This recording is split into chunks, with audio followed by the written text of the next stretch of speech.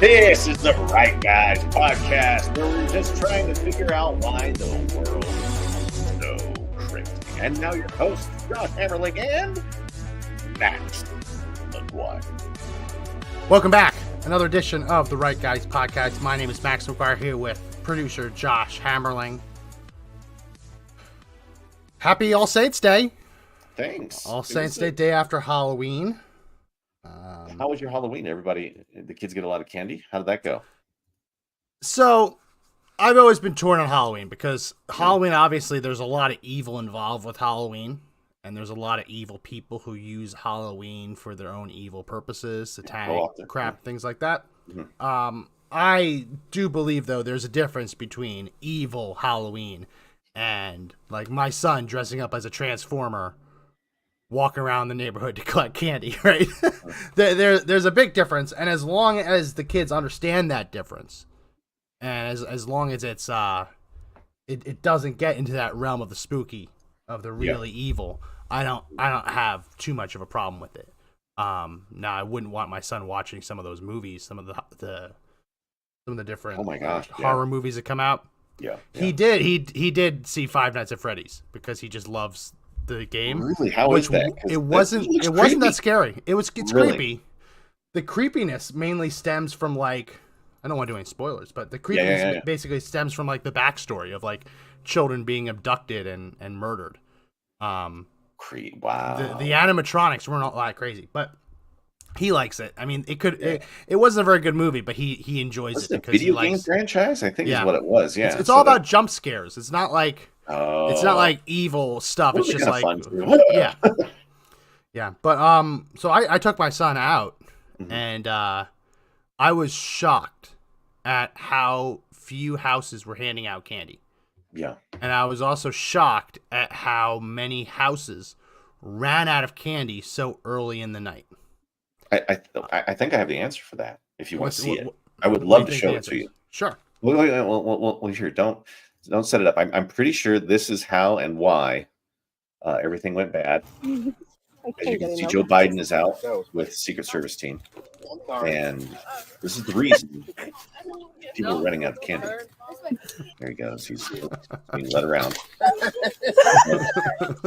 He went to the garbage can for candy, and it wasn't there. Good afternoon. And it's evening, sir. Oh, no! Do not smell me. Do not smell me. That's funny. That's funny. That could be it. That was a smart costume. Whoever that kid was, like, they knew what was going on. They've at least paid attention. But Max, candy was so expensive this year. I could only afford 1 or 2 bags. Yeah. You know what I mean? Shout out to the house in my neighborhood that, through Bidenomics, continues to hand out the king-size candy bars. Real shout out. Those are the real heroes of Halloween. But, yeah, I truly think Bidenomics plays a role. We bought a couple bags of Costco candy. That was $20 a bag. I know. It's not cheap. Huge. And it was a good size, but wow. We bought 2 bags and we went through like a bag and a half of it. It's expensive. It's expensive just since Joe Biden's taken office. Just since Halloween 2021, name brand candy is up like 30-40%. When you take all like the crap candy that no one really wants, that brings it down a little bit. But overall, in just 2 years, you're looking at the price of Halloween candy up 25%. 25%. And it doesn't go away. Everyone thinks that when inflation goes down, the prices go down. No, the prices are here to stay. It just reduces the speed at which it gets more expensive, right? Yeah. Nobody gets it. They're all waiting for inflation to get. Don't worry, prices will come down. No, so I blame that. We also have a lot of Baptists that live in our neighborhood, which love Baptists, great. Baptists nowadays seem more anti-Halloween, which is fair. As I said, I think there's a difference between evil Halloween and kids dressing up as Transformers or fairies or firefighters or whatever. But no, I think Bidenomics played a huge role in terms of how many houses were participating, how much candy they bought, the type of candy they bought. My son doesn't know the difference, but like back when I was a kid, it was all name brand stuff. If you started getting Like it was the chocolates, right? When you start getting like off-brand Twizzlers, and they're like this big, no name jawbreaker things, right? Yeah, like the off-brand stuff. And listen, candy's candy. You appreciate the generosity, but it's definitely, you can definitely feel it, and I think you're gonna feel it in Thanksgiving too. You're gonna feel turkeys being more expensive. Yeah, the sides being more expensive. You're probably going to see houses inviting less people over for Thanksgiving just because of the sheer cost of it. And that's the time of giving and thanks with each other. And we can't afford the food. Like in Colorado, every year there's like a turkey drive for families in need, right? I mean, what is that going to look like? How many more people are going to be in need? And it's going to be scary. Hey, was this the video of the house that was giving away the big bars? Can I show this one? Sure. Like, check this one out.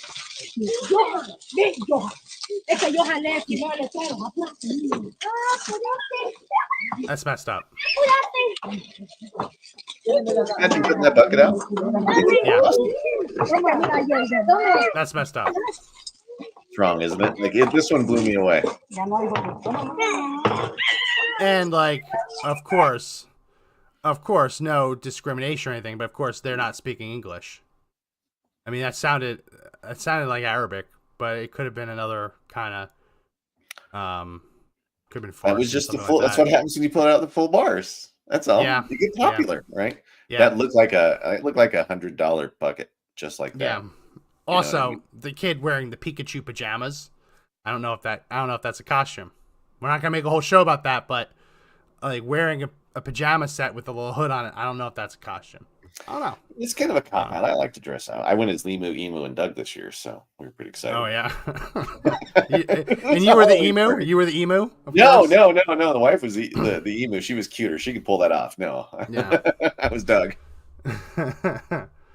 Yeah. Well, Halloween. I mean, we're gonna see it in Thanksgiving. We're gonna see it in Christmas. I don't know if you've already seen. They're already doing Black Friday sales. Can you believe that? Black Friday sales started 2 days ago. It's like at some stores. It's changing the culture, Max. Like when you run into huge financial issues, consumerism and culture are very tied together. And you were seeing shifts in times of years that shopping happens because they go after times that they think you have money.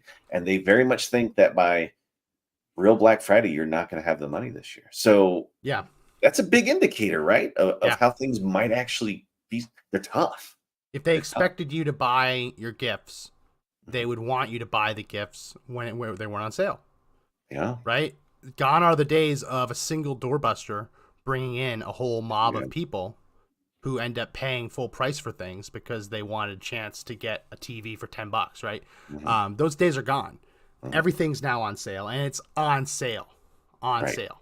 Right. One of the things that I've seen, and we won't talk about this too long because we got to get into the main topic, but one of the things I've seen is stores are not advertising the prices. They're advertising the % off, which is it's a trick in the retail industry to avoid having to advertise inflationary increases, right? So lots of stores are still showing you the price, but a lot of times in these circulars they're showing, oh, this TV is 40% off. Well, 40% off of what? You look at it and it's like, oh, so it's 30% more expensive than it was last year. Great. Fantastic. Right. So that's another trick that they're using, especially in like Walmart, Target, those things, to avoid having to show people that things are off, but they're more expensive. So we'll see. It's just going to affect all the holidays. It's going to affect all the holidays. And it's really sad because those are the times that people should be coming together. And now what I expect to see, as we saw last year, is fewer people being invited to Thanksgiving meals smaller, same with Christmas gatherings, New Year's gatherings. It's just sad. And it's sad that the first thing to go in these inflationary times is the togetherness that we really need the most, right? To be able to weather this storm. I'll tell you though, far scarier than having to pay more for a sack of potatoes for Thanksgiving is what's going on at American colleges and universities. No. You brought this up to me, and when I first thought about it, I was like, that's not a whole show. And then I start really looking at it and thinking and saying, you know what? It is far worse than ever. because we've always known that colleges and universities were liberal. I went to a Catholic school. I went to Boston College. And I remember when I was there was a push from the liberal students to remove the crucifixes, the crosses, from every classroom.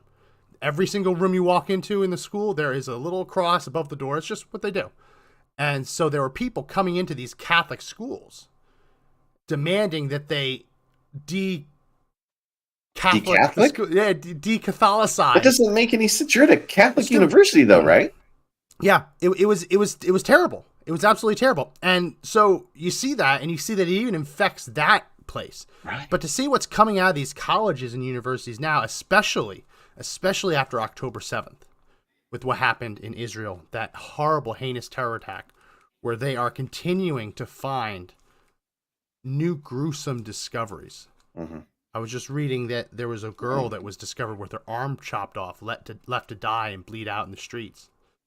There were reports of one baby being put in an oven and the oven turned on.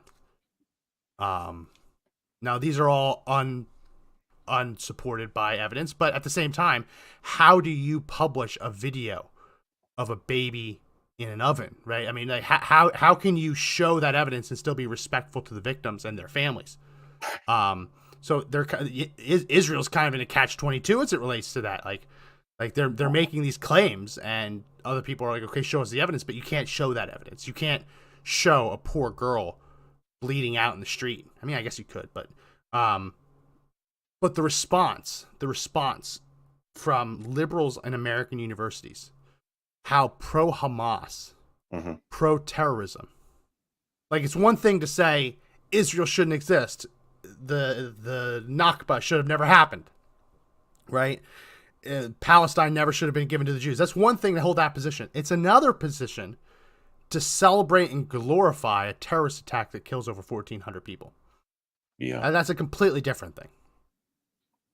That one's new. The oven one. That one's disturbing, and if verified to be true, I mean that is a level of barbarism that, like, it is. And I hesitate to bring it up because they haven't released supporting evidence. I can understand why they wouldn't want to release that supporting evidence, but it's also an allegation that the Palestinians had against the Jews decades ago during the Nakba, when the Palestinians were forced out of Palestine to make room for Jews after the Holocaust.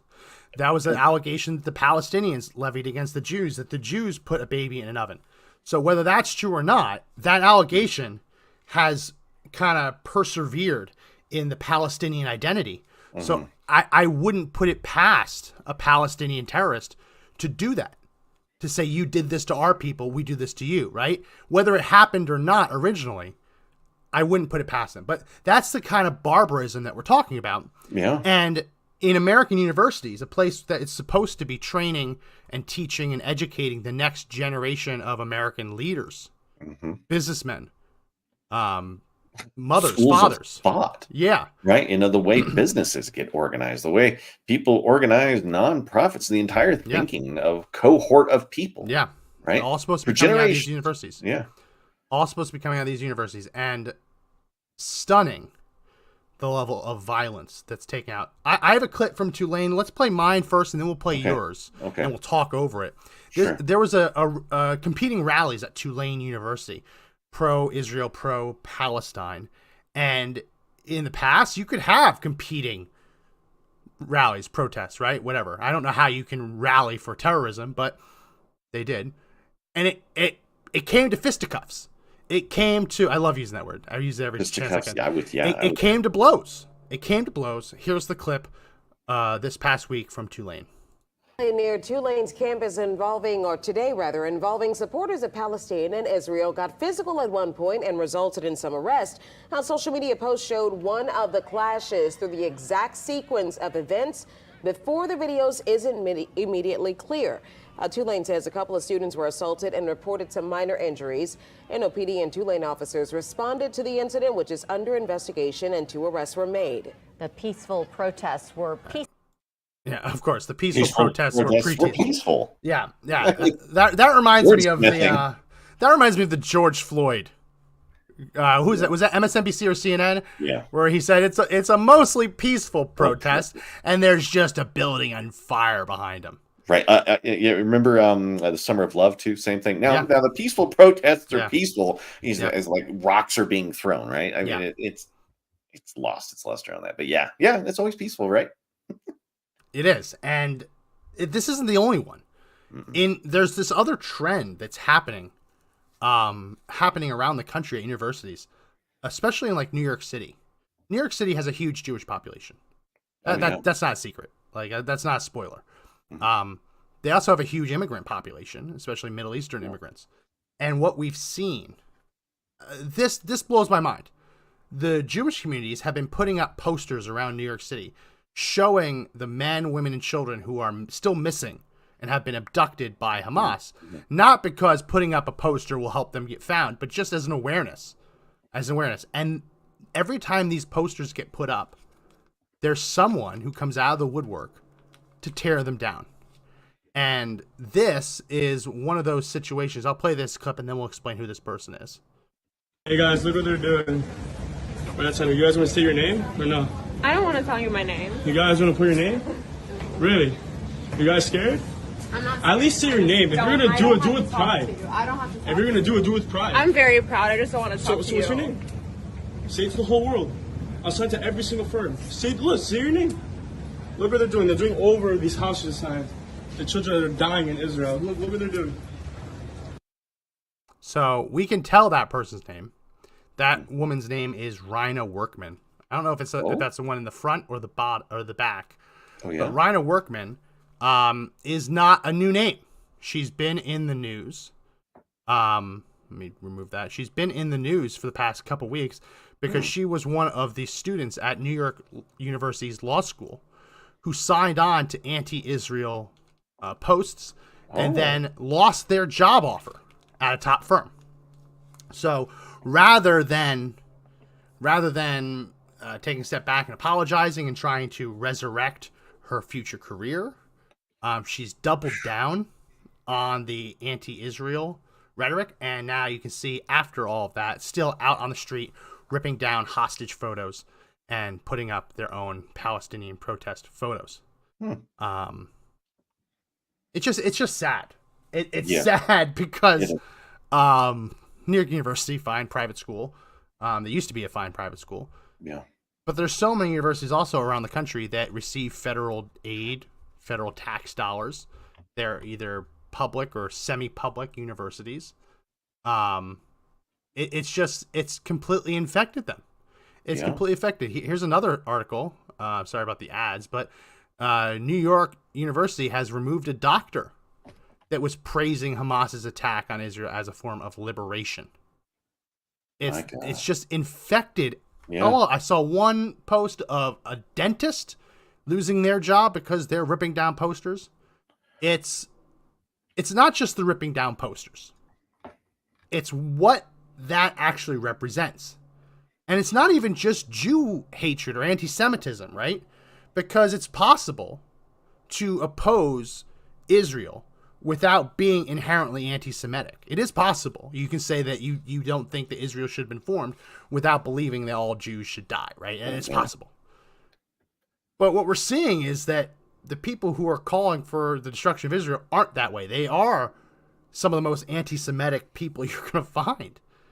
And I just find it so ironic because when we used to be with Conservative Daily, we had all these things thrown at us, that we were white supremacists, that we were fascists, that we were anti-Semitic.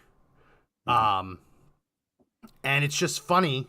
It's a little bit funny to see that the very same people who were so quick to throw out anti-Semitic accusations are themselves either anti-Semitic or surrounded by anti-Semitic radicals. Where do we go from here? Well, it's going to be more of the same until you start looking at the university system and saying to yourself, what kind of cultures do you want coming out of there? What kind of schools of thought, right? This isn't anything new, Max. This has been happening in the 60s, probably late 50s, when the counterculture movement started. This gave birth to that. And they've been perfecting this indoctrination, this form of hidden hate inside the universities, and they've gotten very good at it. And not only has it spread, it's prevailed. And you're seeing that there are people in large positions in society that follow that indoctrinated spirit of hatred. Universities used to be the place of free thought. They are the constant bodyguards of what they call democracy, and yet they are the ones that try to find ways to suppress it and try to find ways to spread the suppression. I don't get how these universities try to put on this mask of being so open-minded. All you see is what's coming out of universities is vitriol and hate. Yeah. And a lot of money goes into them. I'm at a loss for what's happened. I mean, it felt very liberal. I graduated in college in 2015, and it was super liberal then, but I have no idea what it looks like now. And part of me thinks, well, maybe this is just thinking on like the coasts, right? This is East Coast thinking. Those are elite schools where that kind of messaging comes out. But Max, it's spreading. Did you see what was happening? University of Arizona? No. You have something? Go ahead, put that on. Yeah, there's let me share this one with you. This is in the heart of the West. They export weapons. They export arms and destructive weapons. The U.S. and Israel have equally racist and fascist governments that enable each other to occupy lands and brutalize the oppressed.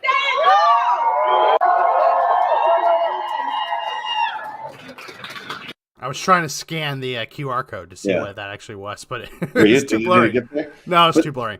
But this is in Arizona now. This is the groups who say that they're the most, accepting, the most diverse. Oh yeah. And then you get these large gatherings of just hate going out there, and they're going after the U.S. and Israel, right? I mean, how do people not react to that and think that they're putting up a barrier or a line, right? That people will eventually have to cross and decide what side you're on. And that's really the hardest part about this thing, is that you're either one side or the other. And when you're either with us or against us, where that leads. It always leads to bigger conflicts. It always leads to more hate along the way. It's the old Jedi thing. Anger leads to hate. Hate leads to suffering. Yada yada yada. Everybody goes up in a nuclear war. And Iran's not shooting at us. You know what I mean? It's not like they haven't had 25 sorties since the 7th happened. It's like the world's just winding up. And at home, you remember this bumper sticker? See it all the time still here. Yeah, you see it all the time, but it really became popular in like the 2000s. Yeah. And it's coexist with the crescent moon, peace symbol. E, that's like E equals MC squared. The Star of David. I don't know what the I is. Islam, maybe? But then there's usually sometimes the I is actually a candle, or they have a pentagram as the thing. So I'm glad to do that one. And the S is sometimes like the yin yang from Buddhism Eastern, or whatever. Yeah. Eastern. And then the T obviously is a Christian cross. Coexist is gone. The T is no longer welcome. Yeah. Right? The Star of David, we just saw, no longer welcome. You can make an argument that E equals MC squared. Science is out the window when you're not allowed to question scientific reports or scientific, quote unquote, consensus. There's no actual coexisting. No. They don't want coexistence. They expressly say, a lot on the Palestinian side say that there is no such thing as coexisting. I mean, the Hamas spokesperson, the latest spokesperson, says that even just recently in an interview that there should be no state of Israel. It should be gone. It is, it's not just bad. They call it like a disease, and that's the heart of this whole argument. You know what I mean? If one side thinks the other's disease, they're going to do everything in their power to destroy it. Would you defend yourself? Well, let me ask you this. Yeah, I'll go ahead and put it on my screen. This violence, this rhetoric has transformed into violence. We saw at Tulane University that the fist came out. This is also, I want to put this up. This is a news story from Cooper Union, which is a private school in New York, where pro-Hamas demonstrators actually ransacked, forced their way into the building, and Jewish students had to hide. Were in fear for their life. I show you that because I also want to show you what just happened in Dagestan. Dagestan is it's right next to Chechnya, So the Republic of Dagestan. I'm going to put up the map because not everyone knows where Dagestan is. It's over near Azerbaijan. I couldn't pick it out on the map. Man. I couldn't. Dagestan's right here. So if you zoom out, is that the Black Sea? See, yeah. So you got Georgia, Armenia, Azerbaijan, Dagestan, part of Russia, right? Very high Muslim population in Dagestan, and very anti-Semitic apparently, because what happened in Dagestan over the weekend was an attempted pogrom. A pogrom is a literal attempt to hunt down Jews or any other protected class of people, to hunt them down and murder them. So one of the airports in Dagestan, there was a report, and I believe it was true, that a flight from Israel actually landed. And that went out into the surrounding community. And just the mere thought of a flight from Israel landing and Jews stepping off the plane and entering Dagestan led to a mob forming. That mob forced their way into the airport, hunted every square inch of the airport for Jews, and even made its way onto the tarmac, trying to force its way into the planes that were on the tarmac to see if there were any Jews hiding there. My goodness. I pulled some images, some videos of this. Let's go ahead and play these. Oh my. So that is outside the airport. Oh my gosh. This is terrifying. Yeah. Forcing their way in. Waving Palestinian flags. Yeah. Scary stuff. Gosh. So they force their way in. What do they do from there? They literally go through the terminals and the concourses hunting for Jews. They force their way in past security checkpoints, trying to find these Jews. Where did these Jews go? Where'd they come from? Just running through the airport, screaming Allahu Akbar, God is great in Arabic. Oh my gosh. Oh, there's their TSA kind of checkpoint. Yeah. Looking for Jews in there. Are the Jews in the TSA closet? Oh, they got through the secure area. Now they're in the back. The offices. Oh my Offices. gosh, man. This is... I feel like this is being live streamed. They are... The only reason they are there is because they heard that a flight from Israel landed and that there might be some Jews in the airport. It gets worse, producer Josh. It gets worse. No. Here they are on the tarmac. Let me rewind just so you can see. They're on the tarmac. On the tarmac. Looking for Jews. Where are you, Jews? Let this mob find you. Allahu Akbar. God is great. This isn't in Palestine. This is in Dagestan, which again is in Russia. So it was kind of hard to see. But I want to put this on the screen just so you can see the kind of people that we're dealing with. It was in the beginning of that last video I just showed. This is a man, part of the mob, searching for Jews in the engine of the jet.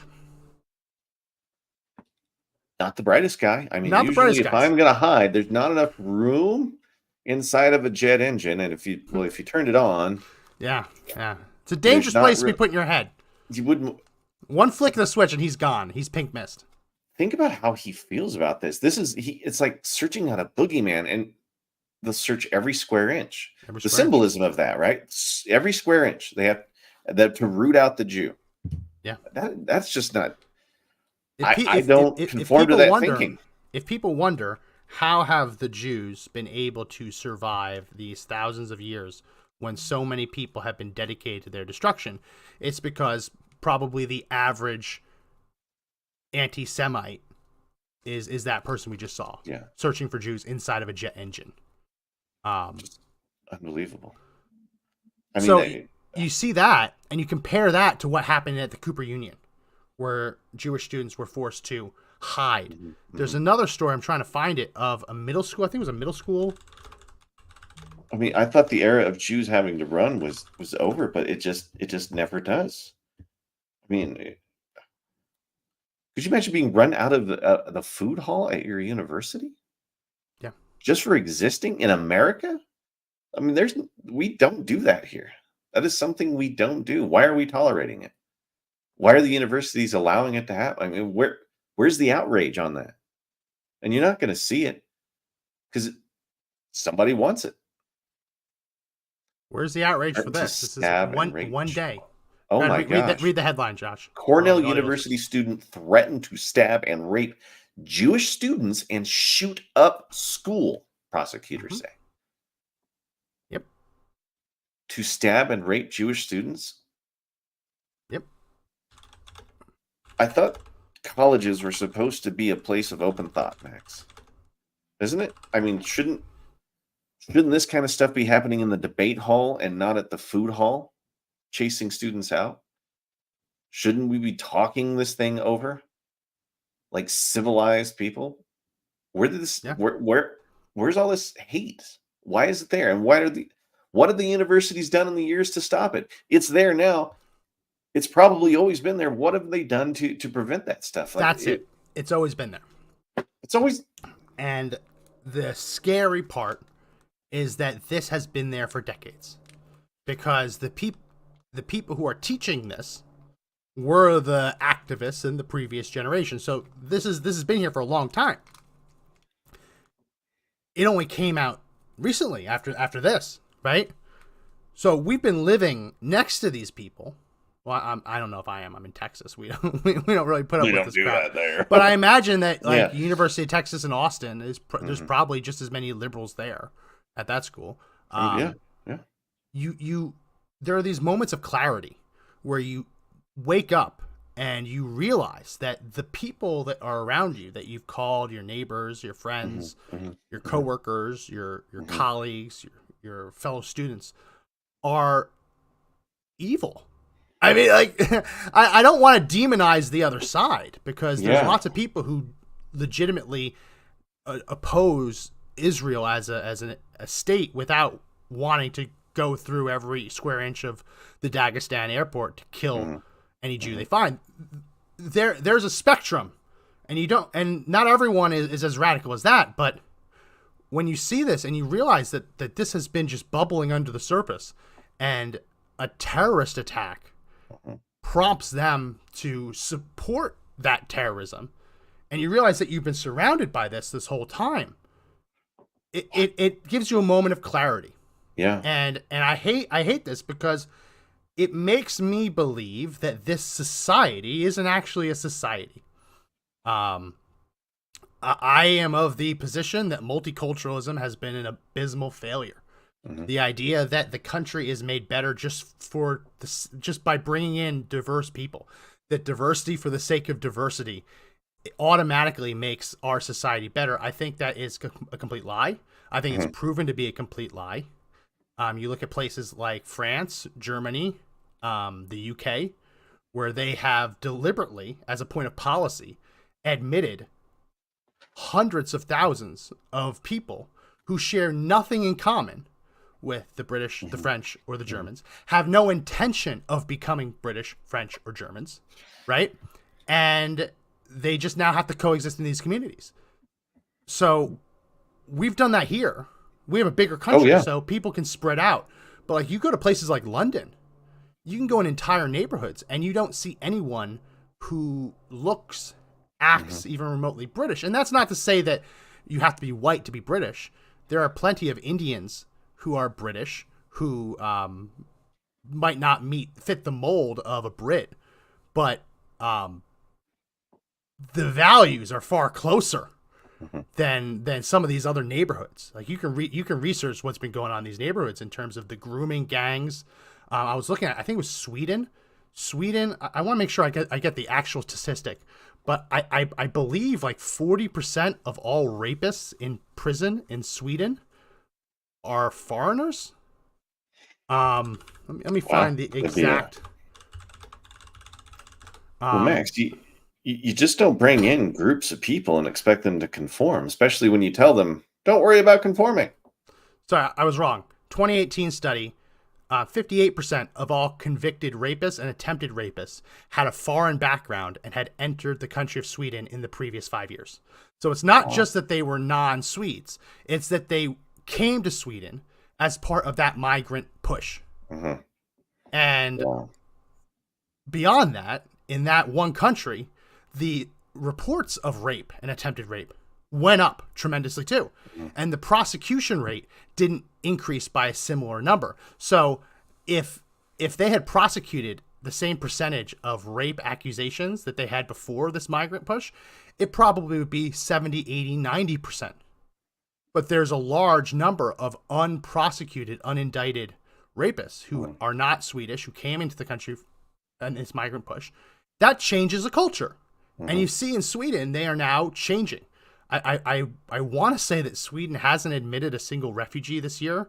There's a bunch of countries. I think just sheer numerically, you look at the European Union, there are more countries that have not admitted a single refugee this year than have, right? Mm-hmm. Most countries are no longer admitting refugees. Now, the bigger ones, France, Germany, they are. So that makes up for it. But people are waking up. They're wising up. And here in the United States, we have to have this come to Jesus moment. Yeah. We have to decide whether or not it is worth bringing people into the country who definitely do or potentially could, like, support Hamas. Like, and that's not to say that everyone who comes into the country would do that. Not at all. But when you have a policy of mass migration, that you're just letting anyone in, and that if someone overstays their visa, they can just apply for asylum, and that gives them a get out of jail free card for the next 3 to 4 years. Like, look at this. This guy was just arrested in Houston. He is a Middle Eastern. He was an illegal alien. He overstayed his visa, never left. He lied about where he was from, allegedly. Claimed he was from Palestine when he really isn't. He's from a Gulf state. He lied and said he was from Palestine to apply for asylum, according to these reports. He was arrested because the law enforcement realized he was going to gun ranges, training on how to use weapons, and he had been posting online about how he wanted to build bombs and was threatening Good Jews. Lord. Good night. So this is a visa. That's a visa overstay. Yeah. That is a visa overstay. Deport. How about this one? This just came out yesterday. Mm-hmm. That these GOP senators went to the border, and there was an illegal alien who was caught bringing explosives across the border. That's a standing army of 800,000 if you think about it, Max. There could be an army so big that they're already here. Hey, here's another one, right? I mean, what's when you just allow people over the border and you don't have stuff watching it, but you get this stuff to start showing up. There's been a boom in Queens in the red light district for prostitution, the likes of which they've never seen before. Wow. In Queens. And Queens was really well cleaned up, Max. It was really gentrified. Queens wasn't bad. It was fantastic. But now you're getting the crime showing up. You've got potential bomb makers coming over the border. You're bringing in sex trafficking, drugs. I mean, all that's coming across the border. And why would you let it in? Why would the administration just sit there and let it happen unless they want it to happen? That's the question. And that's where I don't know if I fall into the great replacement theory. I don't think I do. I don't think that there are some people who are in their ivory towers or in Washington, D.C., meeting in these smoke-filled rooms and saying, we want to bring in people to replace white people in the United States. I don't think that is like the driving force. But there are people in policy positions who are celebrating the fact that demographic trends suggest that by the year 2040, 2045, white Americans will cease to be a majority in this country. So that's where it's hard to square that circle and figure out what's actually going on, because whether or not there is a secret cabal who's deliberately doing this, policymakers are certainly happy about it, right? And that kind of comes back to what I was just saying, this policy of multiculturalism that simply bringing in a diverse population will make this country better. Ironically, it's led to the opposite. And I'm not just talking about these cases, because truly they are a minority of cases. It's led to lower assimilation rates in many parts of the country. Like, if you are of Middle Eastern descent, you're told to go to Dearborn, Michigan, because that is where you have a community of Arabs and Muslims already living there, where you can become comfortable with. But that comfort is what drives lower assimilation rates. It's kind of a snake eating its own tail in a lot of ways, because what drives people to their own ethno-religious communities is the difficulty of assimilation. Someone comes to the United States, has a hard time assimilating. Maybe they have a foreign sounding name, they get made fun of, whatever that is, right? And they say, okay, well, screw this. I'm going to go seek out people who look like me, talk like me, believe like me. They join those communities, and then there's no longer a reason to assimilate. Right?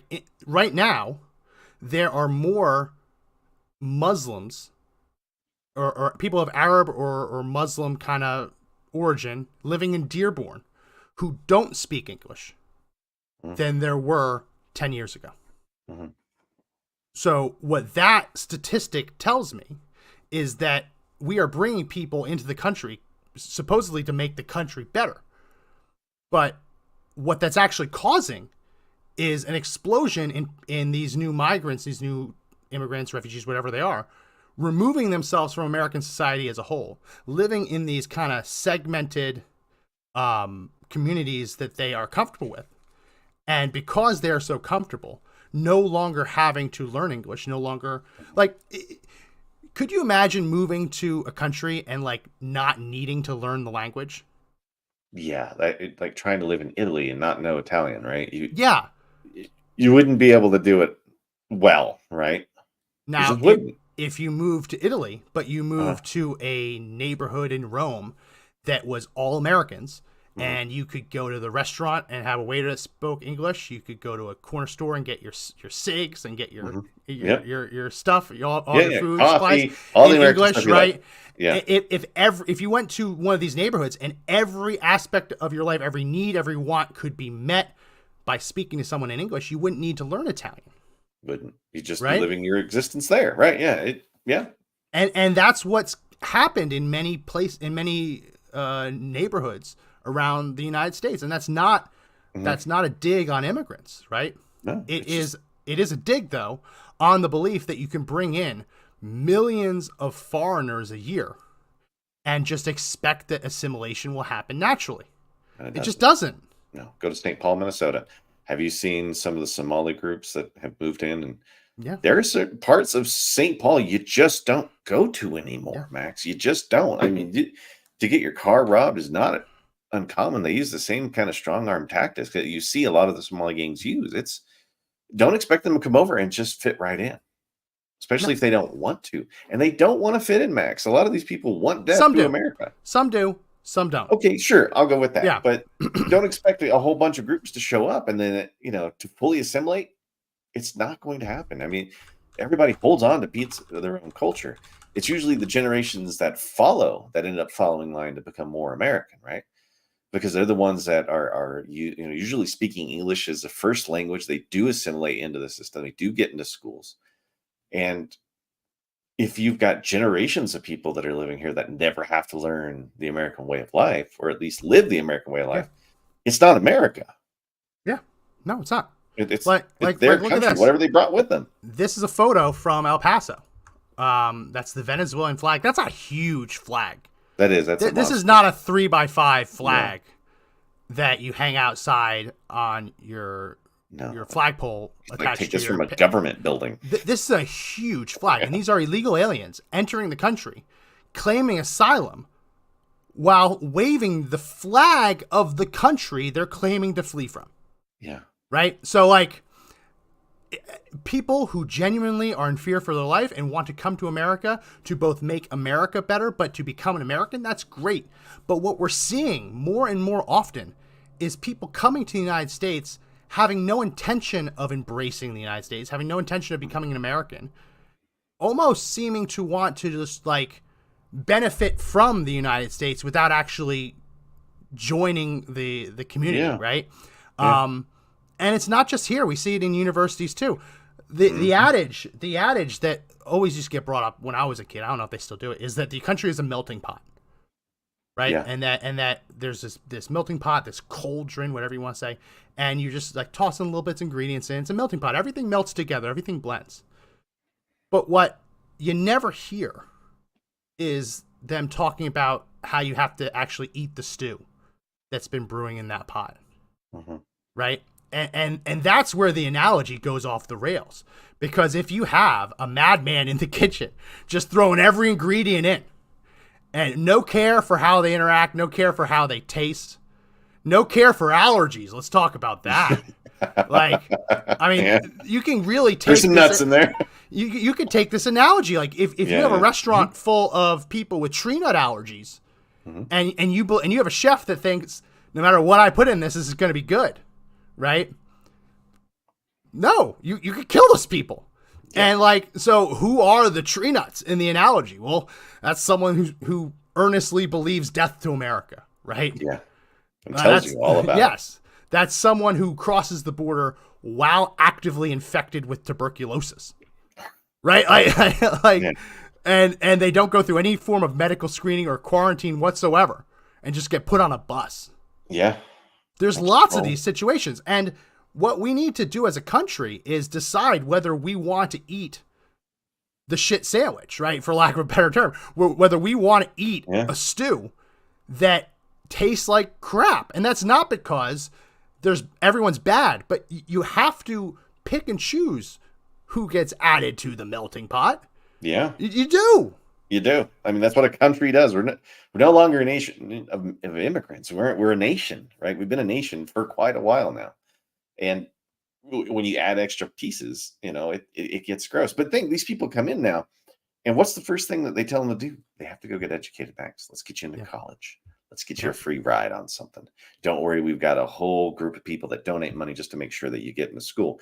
And then all of a sudden, you've got these malleable minds meet others like them inside the university setting, and then the propagation of dangerous ideas just goes from there.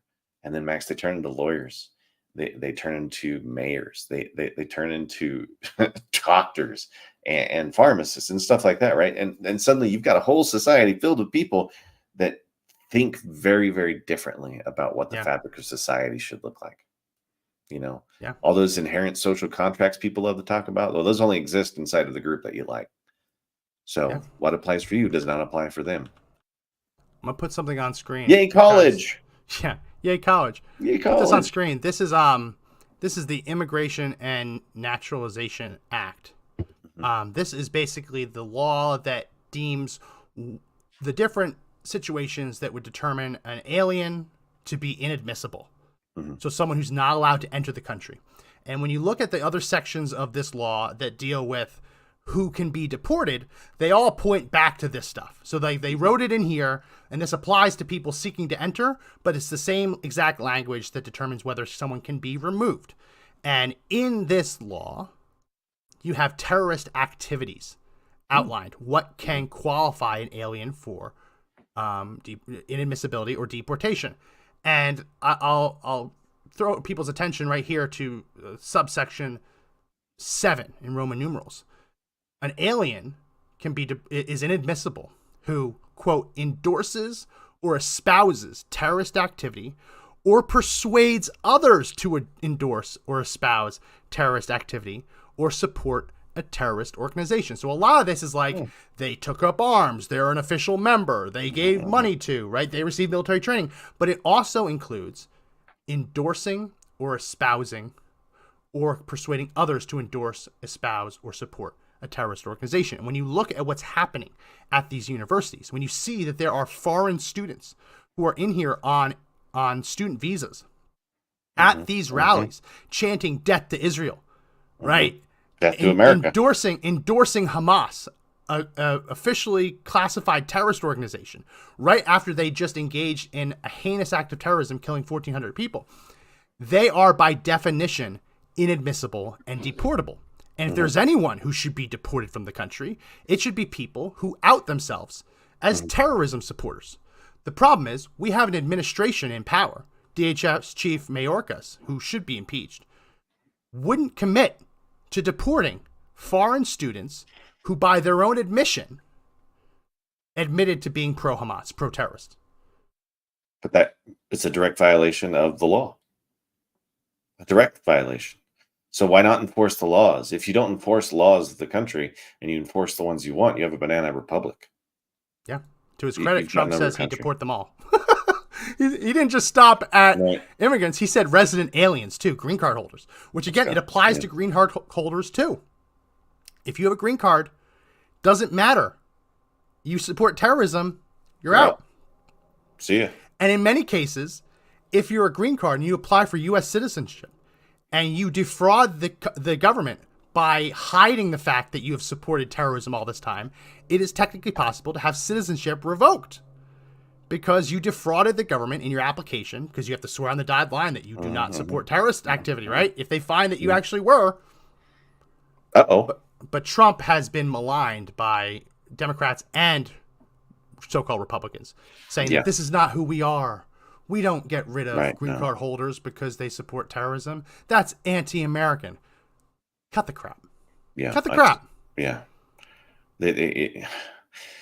Max, what would you say to a university? Like, if you were to walk in, you talk to head of the university, and you're like, how does it feel to know that you've got organizations that support terrorists and you, therefore, also support terrorism? So they're directly supporting and, in a way, funding terrorism if they're allowed these groups to operate. So where are the colleges on this? Why aren't they walking out and saying that we really don't support this and shut down these groups? But you're just not seeing it. A lot of them are just staying quiet because they don't want to wade into that one. But there's got to be a breaking point sooner or later where you're asking yourself, or anybody, if you've got a kid, do I send them to this university because of this? Right? Yeah. You know, and where it gets really difficult for the university is that these aren't classes like the classes on like the Arab Palestinian Israeli conflict, where this radicalism and extremism is being spoon-fed these students, which yes, that's happening, but these students are also coming in radicalized, right? They're not completely blameless in this, but the teachers there, many of them have tenure. They've been working at these universities for decades. They've been teaching these courses for decades. So it's not just like they just slipped in last year and this is a new thing, right?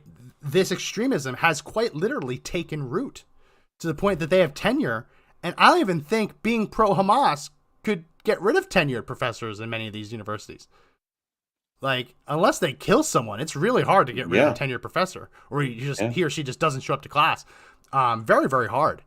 Yeah. So that's the flip side of this coin. Like, and that's what I said. Like, it feels shocking to realize that this has been all around you all this time and just how bad it's been. You're going to have a hard time getting universities like Harvard or Columbia or any of these so-called Ivies to admit this, because they would also have to admit they've been doing this for decades. Right. That'd be the thing. They'd have to show you that they've been making dirty sausage in the back the whole time, right? And you've got to eat this. Or like go back to the stew analogy, right? They've been just sitting there cooking this thing up this whole time. Yeah. You know, standing over the pot. Here's your bowl of it now. Eat up. And we're sitting here asking, okay, what's in the stew? Yeah. Like to drag this analogy, to beat this dead horse even further, what did you put in the stew? What was your pieces? Yeah. Like what are the ingredients? Oh, we're not going to tell you. Well, why not? Well, we got people here who have allergies. Yeah. Be proud of your work. Guy over here has a gluten sensitivity. Is there any gluten? No, we're not going to tell you. I mean, that's like the vetting of it. The vetting of who's coming into the country. They don't know, but we're not going to tell you. Right? At some point, if we are a free people that are allowed to determine our own destiny and are allowed to determine who makes up the American people, we have to have the ability to know what's going in the stew and the ability to push our bowl away and say, no, thank you. I'm not eating this. But what happens is, without any national debate, without any actual conversation about this, we're being force-fed the stew. Yeah. We have no idea who the chef is. No idea what's going to do. It's just it's nonsense. It's madness. We have to take this back. And the idea that the American people as a body is being deliberately morphed demographically for whatever reason, but deliberately morphed demographically to change the demographic makeup under the belief that changing demographics are inherently good. That is an opinion whose time must come and has to be put on the ash heap of history, in my opinion. I agree completely. I mean, kind of on with Trump on that one. Let's start some deportations. That's where we need to start. And I don't care the cost or how far you got to take them. It's time to act and vote for it. But I'm racist, Max. I want deportations of illegals, and they're just going to call me racist. I don't care. It's not even just that. Like, there are laws on the books that you cannot come into the country for the purpose of protesting. Right? We had that law. Like, a Canadian can't cross into the United States to participate in a protest. What? Just these students participating in protests on American soil, even if it wasn't pro-Hamas, could be a deportable offense. Right? But the administration won't, the regime won't prosecute it. And as far as I'm concerned, that's the last nail in the coffin, as if we needed one. The last nail in the coffin that this is about prosecutorial discretion. We've heard for years that they can't just deport illegal aliens because they have to focus on the real baddies, the bad hombres, the ones who really pose a threat to the country. When you have those same people refusing to prosecute terrorist sympathizers. Perfect recipe for disaster. That's what you just created there. It's a recipe for disaster. And that's what they're cooking up. They're cooking up a disaster to happen in the country that you fight so hard for every day. Open wide. Eat your soup. Right. Here's a shit sandwich on the side to dip in there. Just on top of it. Good thing Joe Biden got all those checks. Yeah, we didn't even get to talk about that. We'll have to talk about that later in the week. Yeah, that's that one. I started reading that today, and I was like, dirty. Every time a check hits Biden's bank account, 1 week later, it moves to the next Biden account and gets a little bit smaller before it finally reaches Joe. We'll talk about that probably a little bit on Friday, but we're out of time. Any last comments before we wrap up? Well, all those tuition dollars, every time you sign that check, every time you make sure that direct deposit happens, you're buying the extras at the university. Just know that you're buying and supporting more than just your kids' education. Yeah. Find out what they're up to. Yeah. Find out who they support.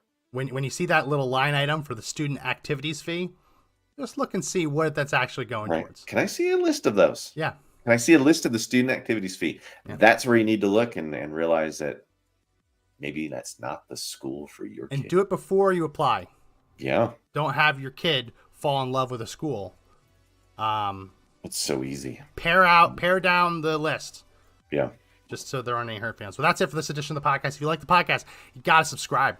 We need your help growing this thing. We're on YouTube and Rumble, so hit that subscribe button. We're also have the audio edition, which is super convenient if you commute to work or you want to just be able to listen. We try and make this as audio friendly as possible, so you can do that by subscribing on Apple Podcasts, Spotify, Google Podcasts, TuneIn, iHeartRadio, Amazon Music, Audible, and Podbean. Those links are in that description, so check them out there. Check out the other sponsors of the show if you want to help support the show as well. That's it for this edition of the podcast. My name is Max McGuire.